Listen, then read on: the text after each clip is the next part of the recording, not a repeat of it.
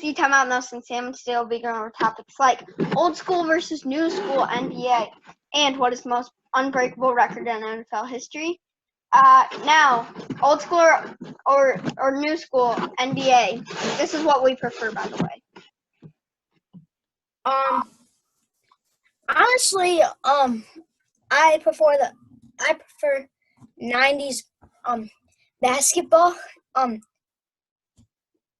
I just like they actually defense and like it wasn't all favoring offense like it is today. Yeah, I would 100% agree with that. They could foul. They could hand check. Like in today's NBA, you cannot do that. So I'm going old school all the way. Yeah, I'm going. But not too old school like Wilt Chamberlain. I'm talking Magic Johnson, Larry Bird, Michael Jordan, Charles Barkley, those guys, Scottie Pippen. Yeah, I agree with you. I like old school too. I like playing defense. I like when they foul and it wouldn't be called. Like Bill Laimbeer, he averages career 3.4 fouls, and today he'd average a career 79 fouls. You have guys like Dennis Rodman who fought his life off for a rebound, averaging 13. Think about that, okay? There's guys today that they don't fight for rebounds. They get 10 rebounds. Right? The Tootsies. Yeah, they don't fight for rebounds, and Dennis Rodman is literally fought for rebounds, and he averaged 13 rebounds. In today's NBA, Dennis Rodman would average 30 rebounds. And then there's also the guys like Michael Jordan who were those scorers. They were the players that were averaging 30 points a career. Keep in mind, this man played till he was like 40. And then you look, he's like this all-star. He's so good. He's a 10-time scoring champ. But people don't look this deep. Michael Jordan was also that defensive player like Bill Laimbeer. 3-time steal champion. Yeah. 9-time all-defensive team. You see how many steals Michael Jordan is getting. And he was the defensive player of the year, excuse me.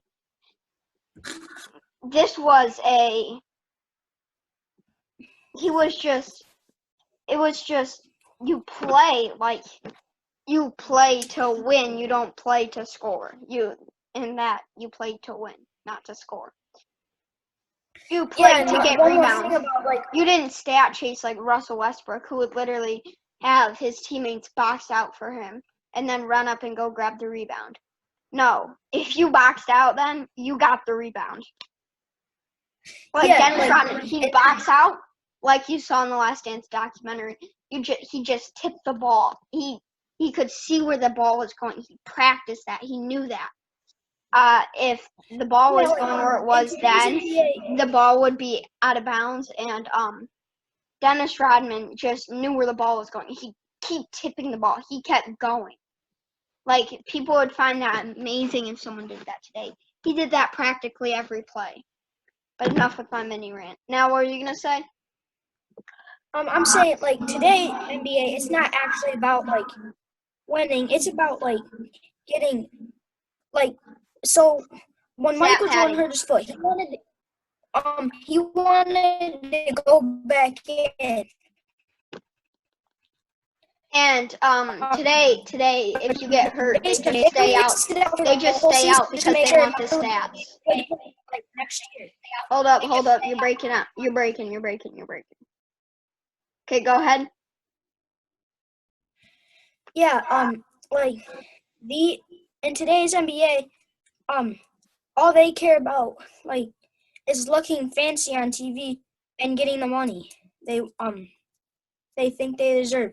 Yeah, it wasn't about. It was about winning. What in old school, but yeah, it was just defense. Like, I love to play defense. That's my favorite thing to do. I just love to play defense, and that's why I'm going with old school. I love to watch people get mad and just try to go off. But anyways, on to the next topic. Yeah, on to the next topic. We need timeout. The most unbreakable record in NFL history. We did it for the NBA, but now we're gonna do it for the NFL. Now, do you have yours? Because I have losing 4 straight Super Bowls by the Buffalo Bills. They did this in 1990 to 93. Oh, I know. That was pretty bad. Yeah, and it's hard to break. But now, what's yours? Mine. I also think that is pretty unbreakable.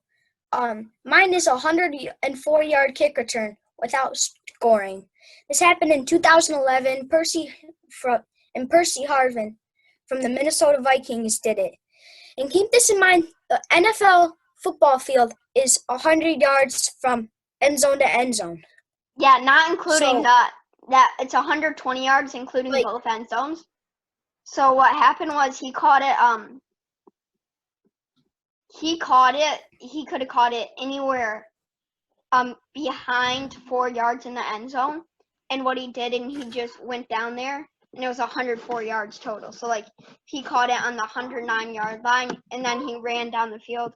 He would been on the 5-yard line. And that's crazy because you barely see 50-yard returns, or touchdowns. And he got this dude is so yeah, oh my god, I'm stuttering. So this dude got so unlucky. This would have been a touchdown if he fielded up in the end zone 4 more yards. That's crazy because in this NFL today, or any NFL, if you saw a 104-yard kick return, it's probably going for a touchdown. Yeah, definitely. I was definitely debating between these two myself, but you could have a team that's gonna win 4 straight Super Bowls before another team loses 4 straight Super Bowls. Definitely, and this is just it's hard to just break. Torture for Bills fans. Sorry. They're like, come on, no, what the bleep? Yeah. But on to the next topic. This day in history. As we all know, it's the day after Cinco de Mayo. It is May 6th. And for this day in history, we have, for this day in history, it will be Babe Ruth hit his first home run. This was in 1915. This was his pitching debut as well. He lost to the Yankees, ironically, 4-3. But yeah, that's this day in history. Not much super interesting. If you don't know who Babe Ruth is,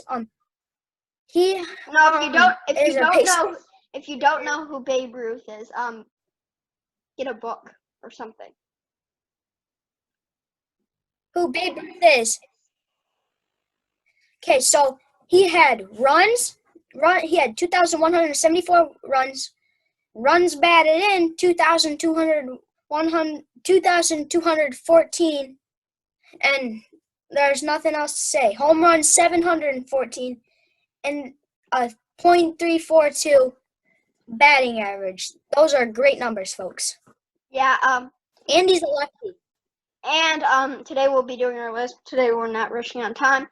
But Nelson, what is the list for today? We are on number 8, I believe. Right? Are we on number 8? Or are we on? I think we're on number 8. Oh yeah. Okay, but now what's the draft class? What year is it, babe?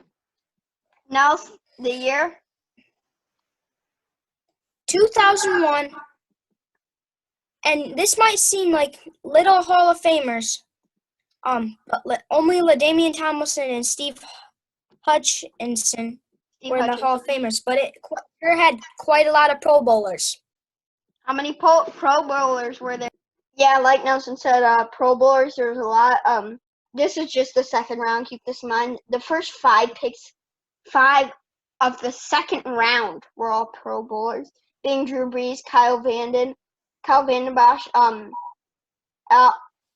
Al Crumpler, and Chad Johnson. And many other Pro Bowlers. Yeah, many. Being 34 of them. Yeah, if those guys last until the second round, that means there were a lot of players ahead of them, considering there are 34 Pro Bowlers in this draft. And there are some players in this draft that have not retired yet and are not eligible. So we will see how many Hall of Famers there are in maybe that's like 4 years. Drew Brees is definitely Hall of Fame, totally. But guys, I think Tom Brady was drafted in 2000. I think Tom Brady was drafted in 2001. No, he wasn't. But 61%. Wait, no, he was drafted in 2000. 61% of you guys are not subscribed. So if you have not subscribed, why haven't you? Give us a good reason. But if you could hit that subscribe button, that could help us out. Make sure you drop a like, leave hot takes down below in the discussion tab. You can go on that on your computer too and reply to our hot takes discussion, and you guys can reply to that. We will use your debates in our next video. But if you guys could, make sure you hit that subscribe button. This is Nelson Sam out.